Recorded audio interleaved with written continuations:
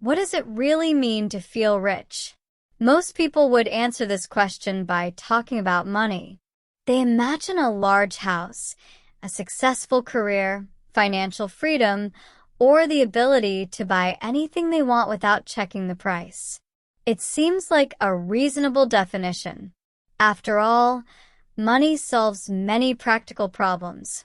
It pays the bills, creates opportunities, and provides a sense of security.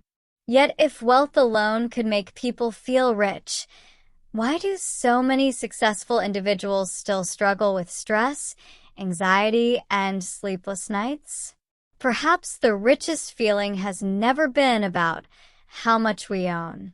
Perhaps it is about how little we have to worry about. There is an interesting contradiction in the way we think about success. We often assume that earning more money will gradually remove every source of stress from our lives. We tell ourselves that once we reach a certain income, everything will finally become easier. However, life rarely follows this simple equation. Financial success certainly eliminates some problems, but it often introduces new ones. A larger income usually comes with greater responsibility. A bigger house requires more maintenance. A successful business demands constant attention. Even a respected reputation creates pressure because people expect it to be maintained. As our lives become more valuable, they often become more fragile. We do not simply gain more, we also acquire more things that we fear losing. This explains why worry has such a remarkable ability to grow alongside success. It does not disappear, it simply changes its shape.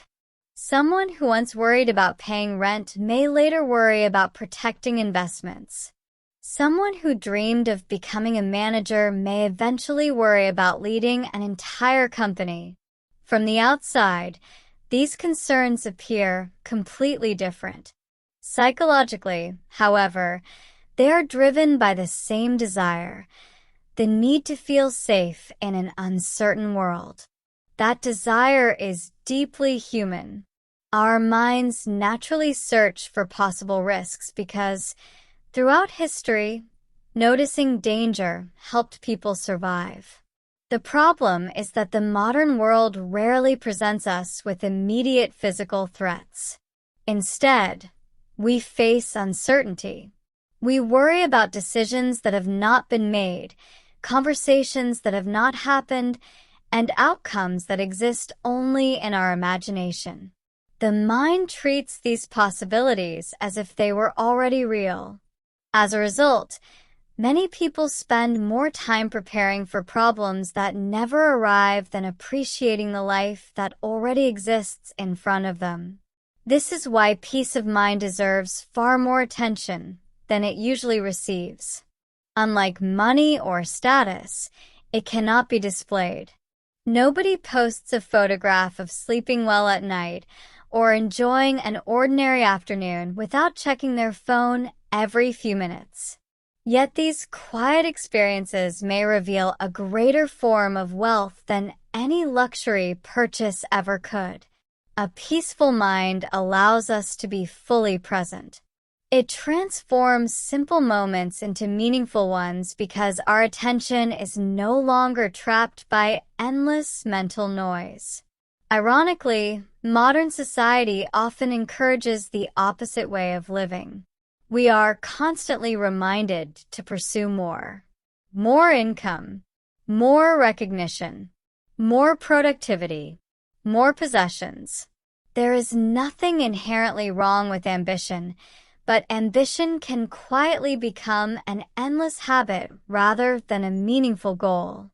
Each achievement creates temporary satisfaction before another target immediately appears.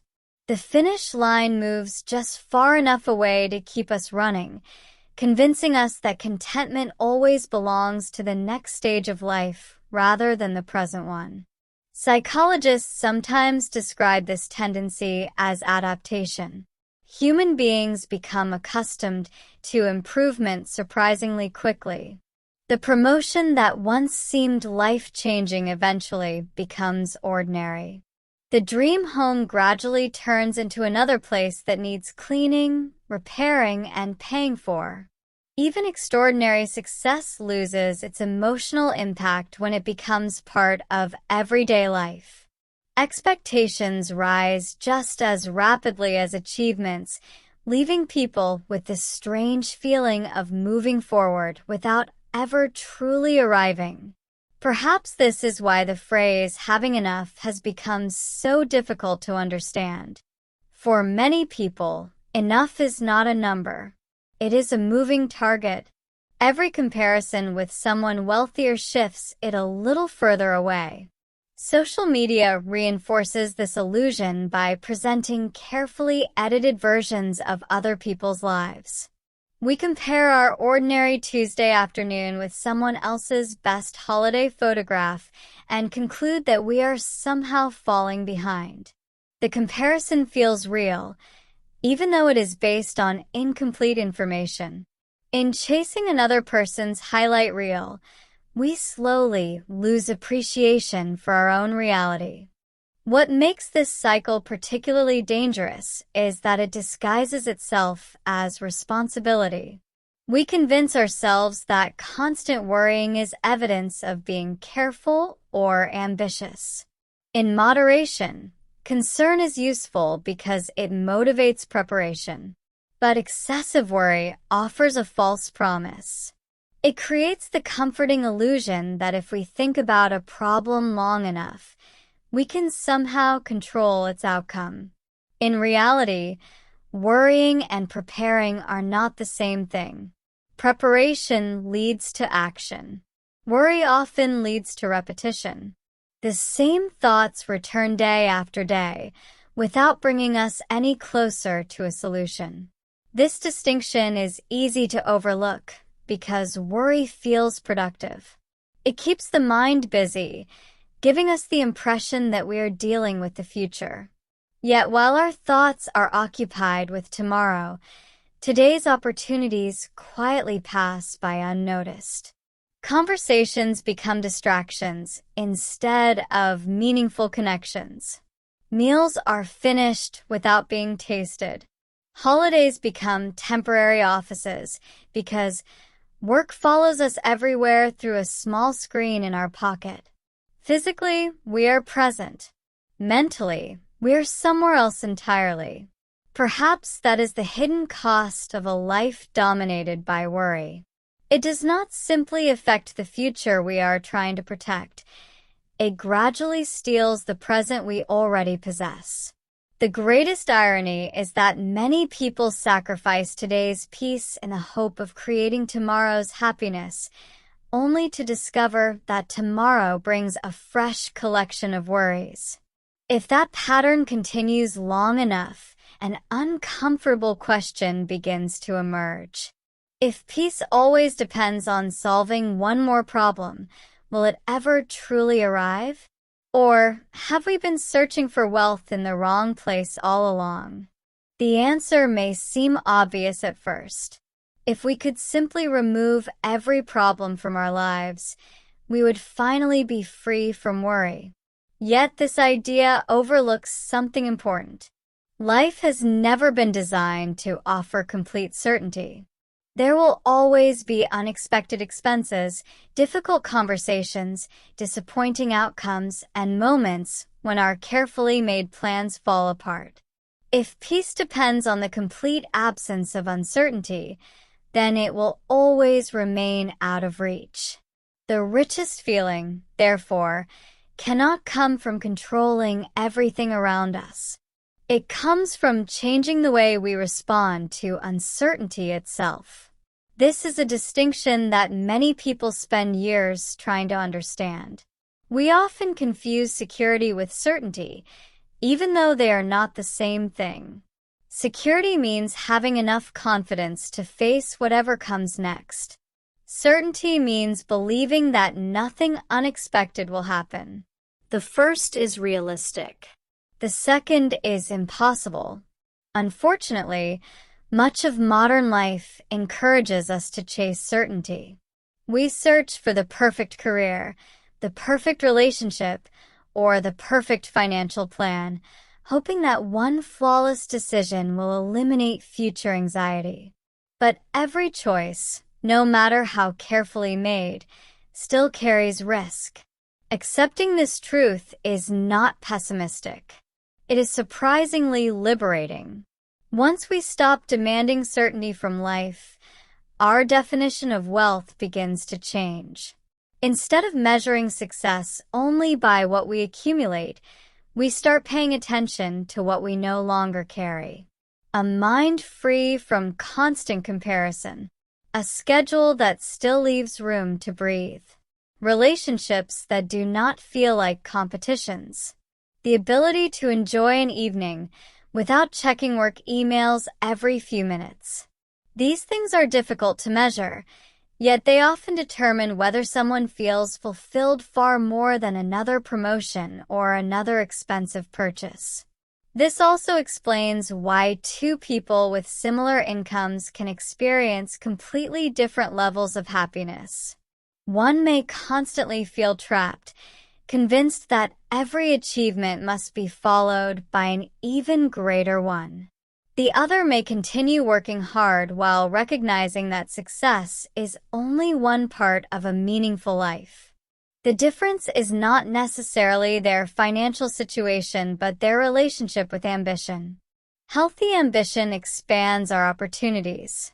Endless ambition quietly consumes them, because every accomplishment immediately loses its value once it becomes nothing more than the starting point for the next goal. There is another reason why worry becomes so persuasive.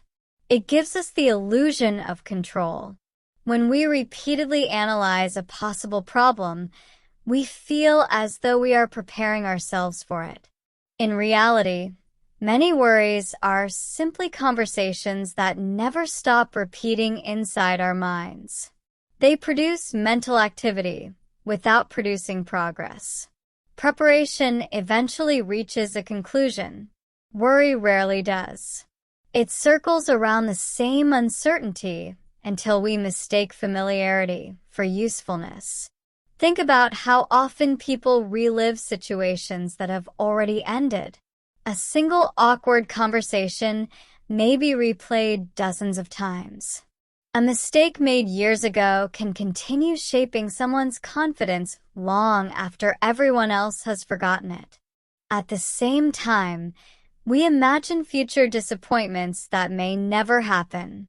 As a result, we become trapped between regrets about yesterday and fears about tomorrow, leaving very little attention for today. The present moment is not destroyed by dramatic events alone. More often, it disappears through quiet distraction. This is why the ability to be present has become one of the rarest forms of wealth. Presence cannot be purchased, inherited, or borrowed from someone else. It grows when the mind no longer treats every uncertainty as an emergency. It allows ordinary experiences to regain their value. A conversation becomes more interesting because we are actually listening. A family dinner becomes memorable because nobody is mentally somewhere else. Even silence begins to feel comfortable instead of uncomfortable. These moments appear ordinary, yet they create a life that feels unexpectedly rich. Ironically, people often recognize this only after experiencing loss. Someone who recovers from a serious illness may discover that an ordinary morning feels extraordinary. Someone who has lived through financial hardship may value stability more than luxury. These experiences reveal a truth that is easy to ignore during busy years. Peace is usually appreciated most when it has been interrupted. We spend so much energy protecting the future that we sometimes forget the present is the very thing we are trying to protect. None of this suggests that money, achievement, or ambition are unimportant. Financial stability matters because it reduces unnecessary hardship and gives people greater freedom to make meaningful choices. The problem begins when we expect external success to solve an internal struggle. Money can remove financial pressure, but it cannot teach gratitude. A successful career can earn admiration, but it cannot guarantee emotional resilience. Comfort can improve our circumstances, yet it cannot replace the quiet confidence that comes from accepting life's uncertainty instead of constantly resisting it. Perhaps this is why the people we admire most as we grow older are not always those with the most impressive achievements.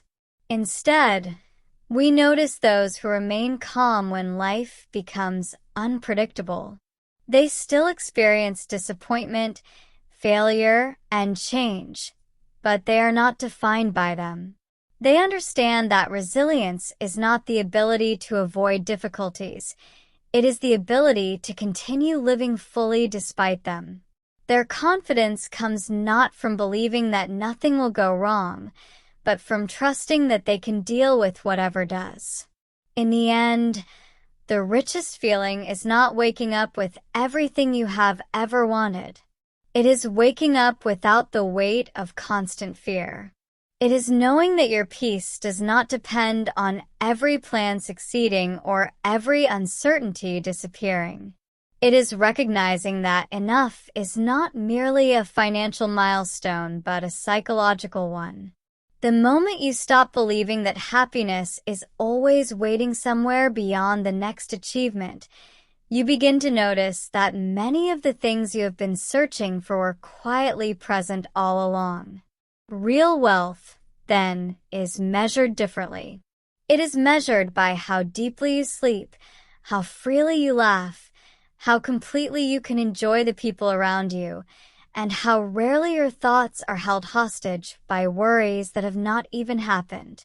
A fortune may buy comfort, influence, and opportunity, but a peaceful mind remains something entirely different. It cannot be purchased, only cultivated. And perhaps that is why it is so valuable. The richest people are not necessarily those who own the most. They are those who have learned that life's greatest luxury is not having everything. It is no longer feeling that everything must be under control.